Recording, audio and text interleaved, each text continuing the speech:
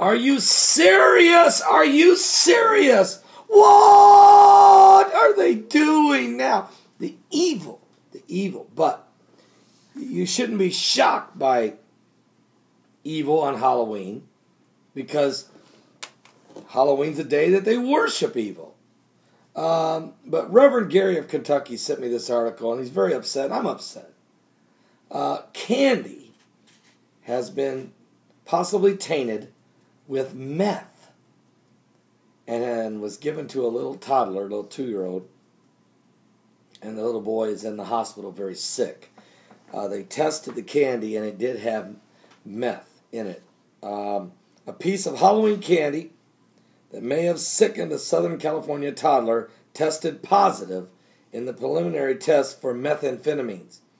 In the second phase of the child being sickened by meth, possibly because of their trick-or-treat take-home, authorities are saying. Those results are now being sent to the U.S. Department of Justice, which will conduct further tests on the possibility that tainted Smarties, and I love those little Smarties, that tainted Smarties may have been handed out to this 2-year-old boy who is now sick in the hospital with meth.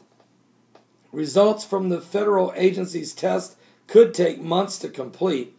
Pieces of candy tested as controls or safe sweets also tested positive for meth. So police said the federal test will determine whether any of the police department's results were false positives, but they don't think so. The little boy's sick, and the doctors say it's from meth. Now, investigators said that it's not a question of whether the boy ingested methamphetamine, but whether the illicit drug was made its way into his system through the Smarties candy, which he received while trick-or-treating on Halloween. Investigators believe the toddler collected the possibly tainted packages of candy in the 25,000 block of Cabrera Way. He was hospitalized Saturday night and expected to be released Tuesday. In another case of possibly tainted treats, a 6-year-old boy in Huntington Beach, California, was hospitalized after eating Halloween candy, and it tested positive for methamphetamines. Now, detectives have confiscated all the boy's trick-or-treating take-home and are testing to see if any of the sweets were laced with meth. We know it was one of the things that he was doing before he became sick or under the influence, said Lieutenant Mitch O'Brien with the Huntington Beach Police Department. The 6-year-old collected his candy near Beach Boulevard and Atlanta Avenue in Huntington Beach, California. The possibility that someone in their neighborhood may have handed out drug-laced candy to trick-or-treaters was enough for some families to throw away all their goodies their young ones collected on Halloween. I told him I was going to throw out his candy. All he said was no, said Joey Ramirez, father of one of the residents in the area.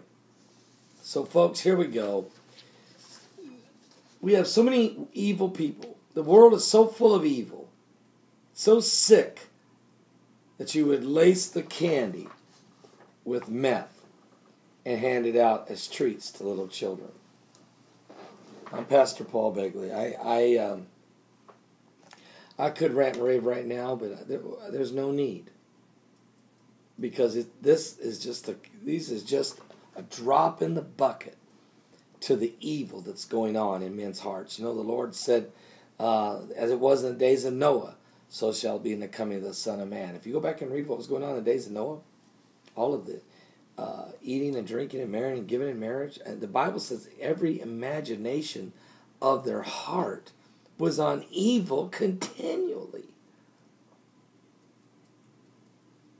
Give your life to Jesus Christ. We're living in the last days.